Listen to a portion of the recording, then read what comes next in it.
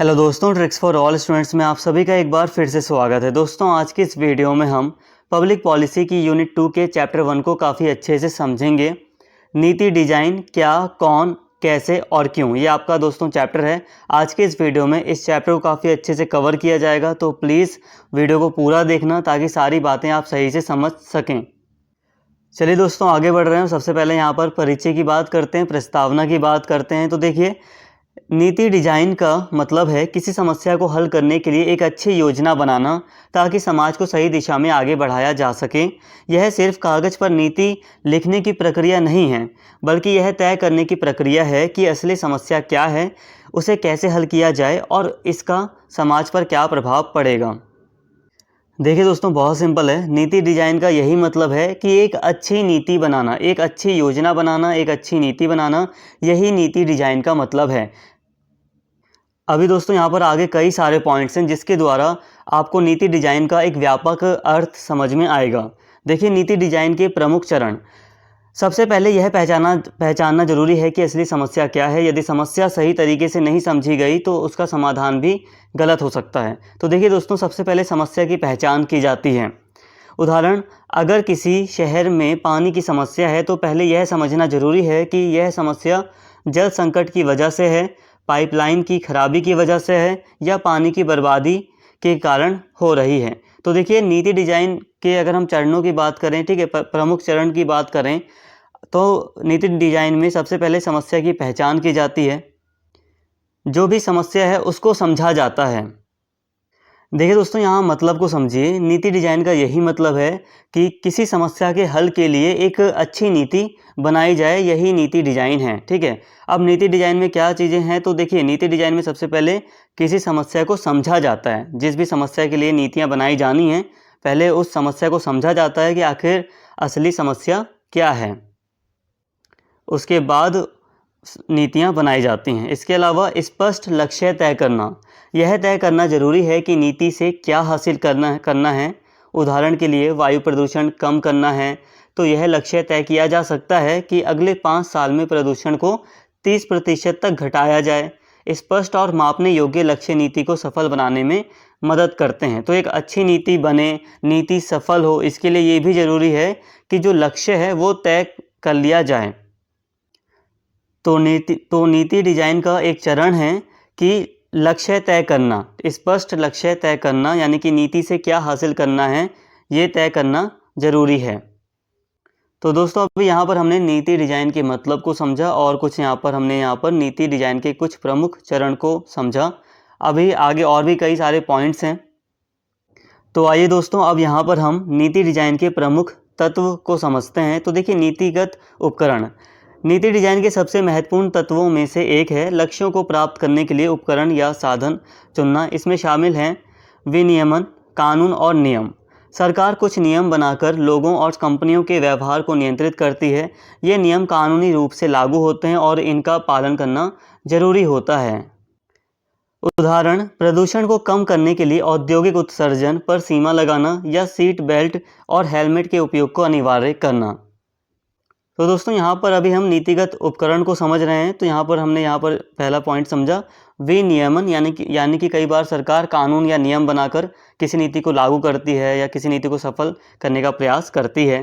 तो विनियमन के द्वारा भी ऐसा किया जाता है। इसके अलावा प्रोत्साहन, इनाम और दंड। तो देखिए, सरकार लोगों को अच्छे काम करने के लिए प्रेरित करने के लिए इनाम देती है और गलत कामों पर दंड लगाती है।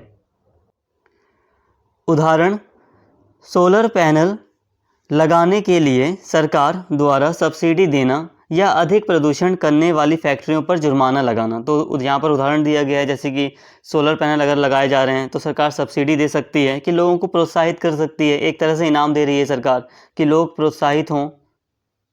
दूसरी तरफ, अगर किसी कारखाने के द्वारा, किसी फैक्ट्री के द्वारा अधिक प्रदूषण किया जा रहा है तो सरकार उस पर जुर्माना लगाकर उसे हतोत्साहित कर सकती है। तो दोस्तों, आई होप ये पॉइंट भी आपको समझ में आया होगा। यहाँ पर दोस्तों बहुत ही सिंपल भाषा में यहाँ पर मैंने ये नोट्स बनाए हैं। आई होप यहाँ पे आपको सारी बातें समझ में आ रही होंगी। बहुत ही सिंपल पॉइंट्स हैं। सार्वजनिक सेवाएं, यानी कि सीधी मदद। सरकार कुछ सेवाएं खुद प्रदान करती है ताकि लोगों की ज़रूरतें पूरी हो सकें।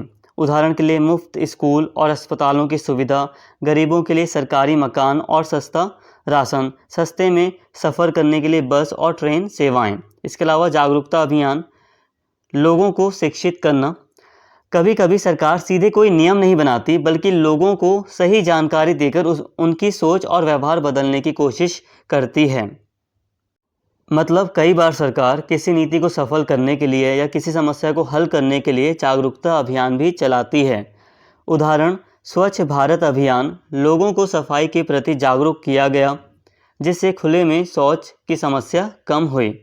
टीकाकरण अभियान, कोरोना वायरस से बचाव के लिए वैक्सीन लगवाने के लिए प्रचार किया गया। बेटी बचाओ बेटी पढ़ाओ, लड़कियों की शिक्षा और उनके अधिकारों के बारे में जागरूकता फैलाई गई। तो दोस्तों अभी हमने यहाँ पर समझा कि कई बार सरकार किसी नीति को सफल करने के लिए या किसी समस्या के हल के लिए विनियमन का सहारा लेती है, यानी कि कानून और नियम बनाती है। कई बार सरकार प्रोत्साहन देकर यानी कि सब्सिडी देकर या कई बार जुर्माना लगाकर भी किसी समस्या को हल करने का प्रयास करती है सरकार। इसके अलावा कई बार सरकार सार्वजनिक सेवाएं देती है, यानी कि सीधी मदद दी जाती है सरकार के द्वारा, जैसे कि मुफ्त स्कूल और अस्पतालों की सुविधा आदि। इसके अलावा सरकार कई बार जागरूकता अभियान चलाती है। तो आई होप दोस्तों यहाँ तक आपको सारी बातें समझ में आई होंगी। अब यहाँ पर दोस्तों हम बात करते हैं माइकल हॉवलेट का नीति डिजाइन सिद्धांत, क्या, कौन, कैसे और क्यों। तो देखिए, माइकल हॉवलेट के अनुसार नीति डिजाइन का मतलब है कि सरकारें अपने ज्ञान और अनुभव का उपयोग करके ऐसी नीतियां बनाती हैं जो प्रभावी और व्यावहारिक हों। इसका मुख्य उद्देश्य समस्याओं का सही समाधान खोजना और उसे लागू करना है। नीति डिजाइन क्या है? यह एक ऐसी प्रक्रिया है जिसमें सरकार यह तय करती है कि किसी समस्या का समाधान कैसे किया जाए, किन साधनों से किया जाए और कौन कौन से तरीके सबसे बेहतर होंगे। मतलब यही है दोस्तों, कुल मिलाकर कहा जाए तो नीति डिजाइन का यही मतलब है कि एक अच्छी नीति बनाना, ठीक है, एक बहुत ही अच्छी योजना बनाना किसी समस्या को हल करने के लिए, किसी समस्या के समाधान के लिए एक बहुत अच्छी नीति बनाना। और यहाँ पर यही कहा जा रहा है कि नीति डिजाइन क्या है। तो नीति डिजाइन एक ऐसी प्रक्रिया है जिसमें किसी समस्या के समाधान कैसे किए जाएं इस पर विचार किया जाता है। उस समस्या के समाधान के लिए किन साधनों का प्रयोग किया जाए, ठीक है, कौन कौन से तरीके मतलब अपनाए जाएं या कौन से विकल्प, कौन से तरीके सबसे बेहतर होंगे। तो ये सारी चीज़ें देखी जाती हैं। यही नीति डिजाइन है। नीति डिजाइन कौन करता है?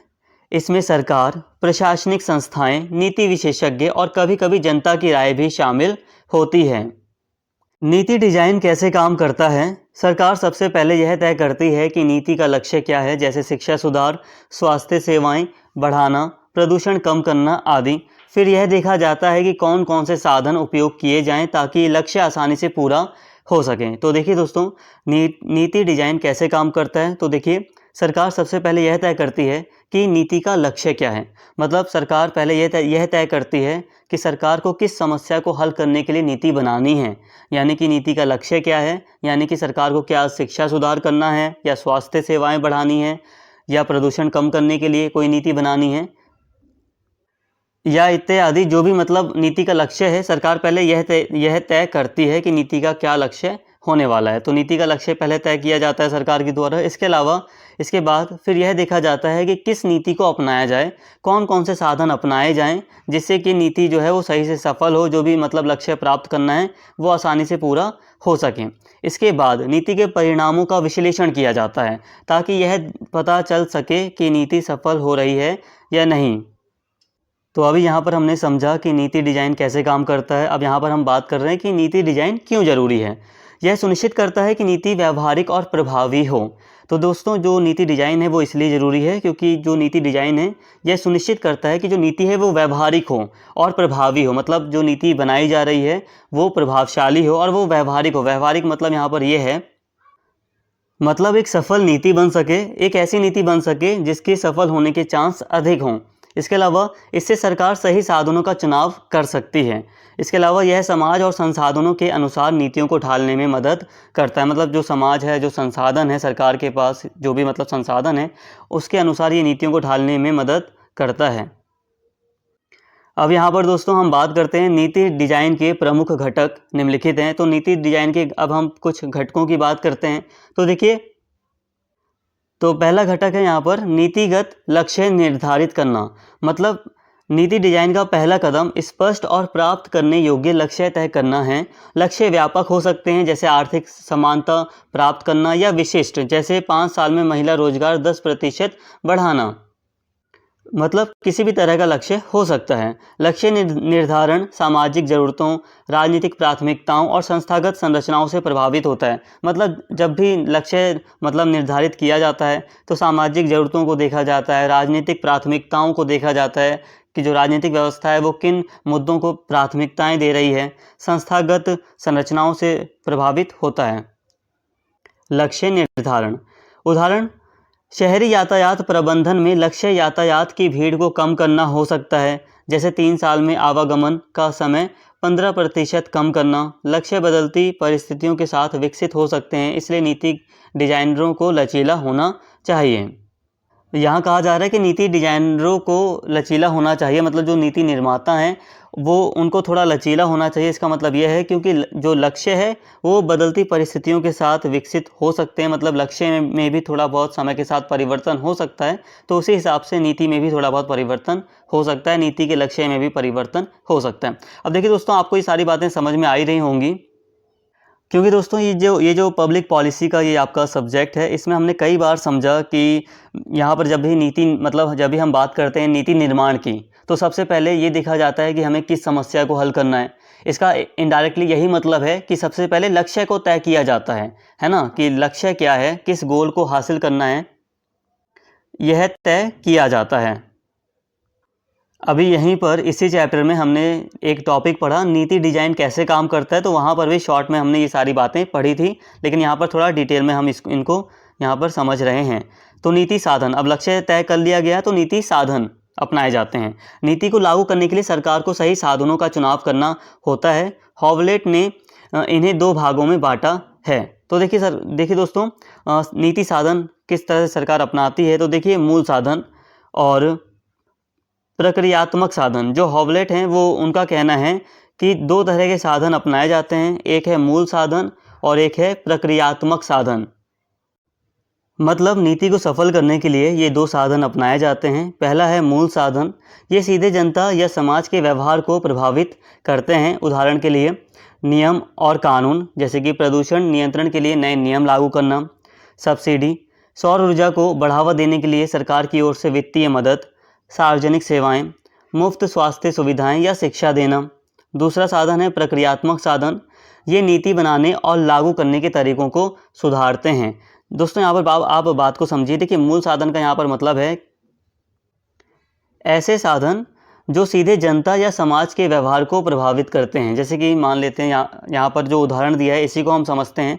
जैसे कि मान लीजिए सरकार को प्रदूषण को नियंत्रित करना है, तो सरकार इसके लिए नियम और कानून लागू कर सकती है। सरकार इसके लिए नए नियम बना सकती है, सरकार सख्त कानून लागू कर सकती है। इसके अलावा जैसे कि सरकार को सौर ऊर्जा को बढ़ावा देना है, तो सरकार इसके लिए वित्तीय मदद दे सकती है, सरकार इसके लिए सब्सिडी की व्यवस्था कर सकती है।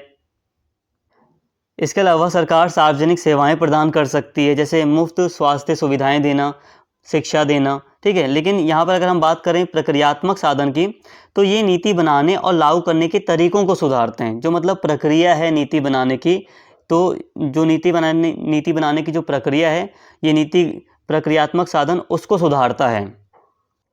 उदाहरण के लिए जनता से सुझाव लेना, नई नीति से पहले जनता की राय लेना, विश्लेषण करना, नीति लागू करने से पहले उसका असर जानने के लिए रिसर्च करना।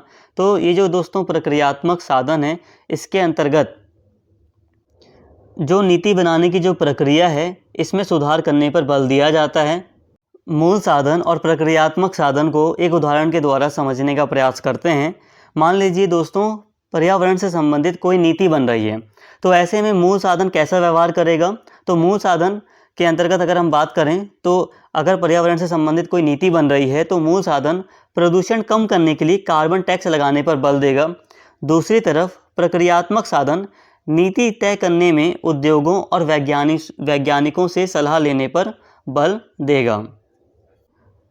तो यहाँ पर अभी दोस्तों नीति साधन को अभी हमने समझा। अब यहाँ पे बात करते हैं प्रासंगिक बाधाएं। देखिए, शासन प्रणाली का प्रभाव। नीति इस बात पर निर्भर करती है कि सरकार किस तरह शासन करती है। बाजार आधारित प्रणालियाँ बाजार तंत्र पर निर्भर करती हैं। कानूनी प्रणालियाँ सख्त कानूनों को प्राथमिकता देती हैं। दोस्तों, यहाँ पर नीति को प्रभावित करने वाले कुछ कारक बताए गए हैं, जैसे कि शासन प्रणाली का प्रभाव, मतलब किसी नीति पर शासन प्रणाली का प्रभाव भी होता है। किसी देश की शासन प्रणाली नीति को प्रभावित करती है। नीति इस बात पर निर्भर करती है कि सरकार किस तरह शासन करती है, यानी कि किसी देश में किस तरह की शासन प्रणाली है, तो इससे भी नीति प्रभावित होती है। इसके अलावा पुरानी नीतियों का प्रभाव। नई नीतियां अक्सर पुराने ढांचों पर आधारित होती हैं, मतलब नीतियों को पुरानी नीतियां प्रभावित करती हैं। इसके अलावा हितधारक प्रभाव। उद्योग समूह या राजनीतिक अभिजात वर्ग जैसे शक्तिशाली अभिनेता लॉबिंग या वकालत के माध्यम से डिजाइन प्रक्रिया को आकार दे सकते हैं। मतलब कुछ जो हितधारक समूह होते हैं वो भी नीतियों को प्रभावित करते हैं। अब यहाँ पर हम समझते हैं पुनरावृत्तीय प्रक्रिया। देखिए, नीति डिजाइन एक बार की प्रक्रिया नहीं होती, बल्कि इसमें लगातार सुधार होते रहते हैं। जब कोई नीति लागू की जाती है तो उसका मूल्यांकन किया जाता है और यदि उसमें कोई कमी पाई जाती है तो उसमें बदलाव किए जाते हैं। इसे करके सीखने की प्रक्रिया कहा जाता है। मतलब दोस्तों ये है कि नीति डिजाइन एक बार की प्रक्रिया नहीं है, बल्कि इसमें लगातार सुधार होते रहते हैं। मतलब जो भी नीति लागू की गई, जो भी नीति बनाई गई, जो भी नीति लागू की गई, फिर उसका मूल्यांकन भी किया जाता है। अब मूल्यांकन करने के बाद देखा जाता है कि नीति में क्या सुधार करने की आवश्यकता है और फिर वो सुधार किए जाते हैं। यहाँ उदाहरण दिया गया है एक उदाहरण, यदि किसी शहर में ट्रैफिक जाम कम करने के लिए नई बस सेवा शुरू की जाती है और 6 महीने बाद पता चलता है कि बसों में भीड़ ज़्यादा हो रही है, तो नीति निर्माता बसों की संख्या बढ़ाने या नए रूट यानी कि नए रास्ते जोड़ने का फैसला ले सकते हैं। मतलब यहाँ पर इस उदाहरण के द्वारा यही बातें बताई जा रही हैं कि नीति निर्माताओं को अगर महसूस होता है कि नीति में सुधार की आवश्यकता है तो नीति में सुधार किए जाते हैं। तो नीति डिजाइन पुनरावृत्तीय प्रक्रिया है। आई होप दोस्तों ये पॉइंट भी आपको अच्छे से क्लियर हो गया होगा। तो दोस्तों आज की इस वीडियो में हमने नीति डिजाइन से संबंधित ये जो चैप्टर था इसको काफ़ी डिटेल में कवर किया। उम्मीद करता हूँ सारी बातें आपको सही से समझ में आई होंगी। अगर दोस्तों आपको वीडियो अच्छी लगी हो तो प्लीज़ चैनल को सब्सक्राइब कर लें, वीडियो को लाइक करें, शेयर करें और कमेंट करके अपना फीडबैक ज़रूर दें। Thank you.